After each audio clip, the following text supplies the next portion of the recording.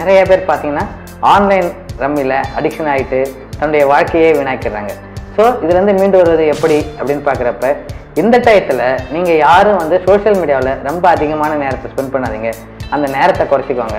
உங்களுக்கு நிறைய மெசேஜ் வரும், உங்கள் அமௌண்ட்டில் இவ்வளோ கிரெடிட் ஆகுது, இந்த கேம் விளையாடுங்க, இமீடியட்டாக வாங்குன்னு. அதை பார்த்து உடனே அதில் போய் இன்வால்வ் ஆகாதீங்க. ஏன்னா இது எல்லாமே ஏமாத்துற விஷயம். யாருமே உங்களுக்கு பணத்தை தானாக கொடுக்க மாட்டாங்க. அதே மாதிரி தான் இந்த ரம்மி கேமும். ஆரம்பத்தில் இது சாதாரணமாக ஆரம்பிக்கிறது, உங்களுக்கு பணம் வர மாதிரி தெரியும். போக போக இது உங்கள்கிட்ட பணத்தை எடுத்துகிட்டு போயிடுவாங்க. ஏன்னா அவங்க அந்த ஆப்பை அதுக்கு ஏற்ற மாதிரி தான் ரெடி பண்ணியிருப்பாங்க. ஸோ அதில் நிறைய பிரச்சனைகள் இருக்குது. நீங்கள் இளைஞர்கள் குறிப்பாக இந்த காலகட்டத்தில் போய் அதில் மாட்டிக்கிட்டு உங்களுடைய பணத்தை இழந்து நிறைய பேர் இப்போ மனநலம் பாதிக்கப்பட்டு வராங்க. அந்த மாதிரி ஒரு ஸ்டேஜுக்கு நீங்கள் போகக்கூடாதுங்கிறதுக்காக தான் சொல்கிறேன். அந்த மாதிரி ரம்மி கேம் விளையாடாதீங்க. அப்படி அது மாதிரி எண்ணங்கள் வந்தால் மனநல மருத்துவரான எங்களை ஆலோசிங்க.